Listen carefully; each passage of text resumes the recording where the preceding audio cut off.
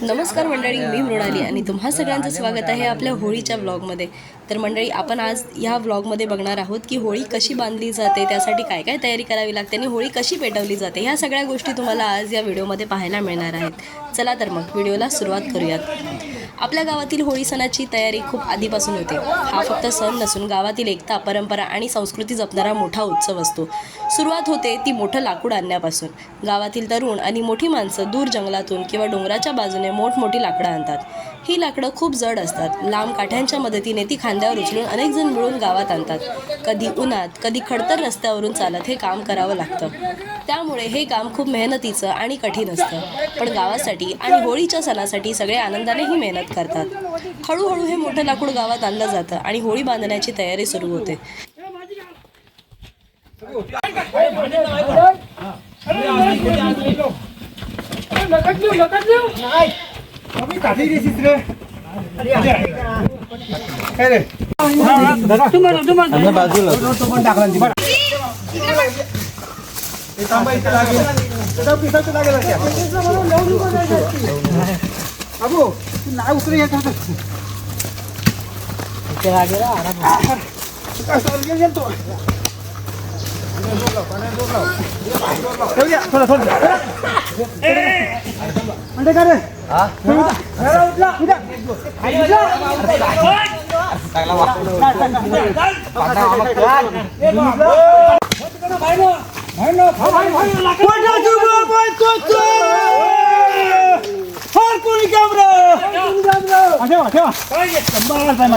एकामागून एक लाकडं रचली जातात आणि मोठा ढीग तयार होऊ लागतो. सगळे गावकरी एकत्र येऊन हे काम करतात. कोणी लाकूड उभं करतो, कोणी ते नीट लावतो, तर कोणी त्याला आधार देतो. मोठी लाकडं रचून झाल्यानंतर पुढचं काम सुरू होतं. ते म्हणजे पालापाचोळा आणि सुकलेल्या फांद्या गोळा करण्याचं.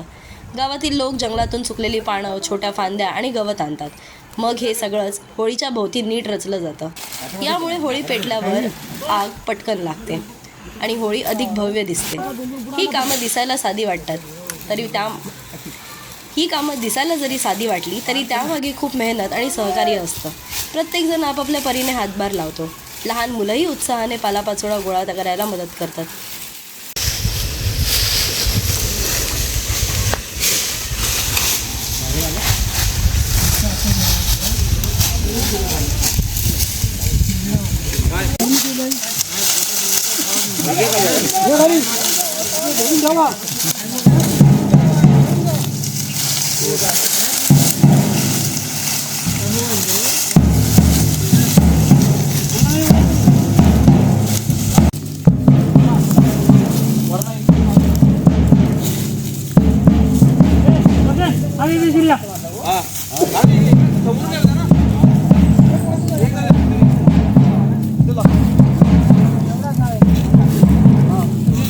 अशा प्रकारे हळूहळू होळीचा ढीग मोठा आणि मजबूत होत जातो.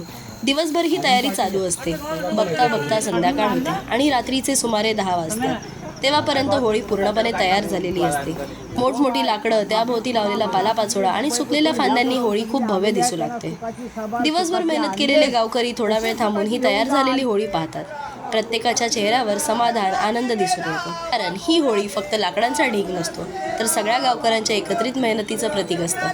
रात्र पुढे सरकत जाते आणि गावात शांतता पसरते. पण सणाची उत्सुकता मात्र सगळ्यांच्या मनात तशीच असते. पहाटे साधारण 3 वाजता गावातील सगळे लोक पुन्हा एकत्र जमतात. लहान मुलं, तरुण आणि मोठी माणसं सगळे होळीच्या ठिकाणी येतात. त्यावेळी वातावरणात एक वेगळीच भक्ती आणि उत्साह असतो.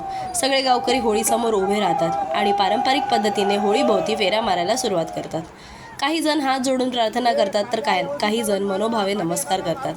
ही परंपरा गावातील श्रद्धा आणि एकतेचं प्रतीक आहे. शेवटी तो क्षण येतो ज्याची सगळे गावकरी आतुरतेने वाट पाहत असतात. पहाटेच्या त्या पवित्र वेळेत होळी पेटवली जाते. हळूहळू ज्वाळा मोठ्या होऊ लागतात आणि संपूर्ण होळी तेजाने प्रज्वलित होते. होळी पेटताच सगळीकडे उत्साह आणि जल्लोष सुरू होतो. अनेक लोकांच्या हातात काट्या असतात आणि अंगावर घोंगडी घेतलेली असते. ते जोरजोरात ओरडत पारंपरिक घोषणा देत होळीभोवती फिरायला सुरुवात करतात. होळीभोवती फिरताना लोक आनंदाने उड्या मारतात, घोषणा देतात आणि सणाचा आनंद साजरा करतात. त्या ज्वालांच्या प्रकाशात संपूर्ण गाव सणाच्या आनंदात न्हावून निघालेलं असतं. अशा प्रकारे आपल्या गावातील होळी सण केवळ एक परंपरा नसून गावातील एकता, सहकार्य आणि आनंदाचं सुंदर प्रतीक आहे.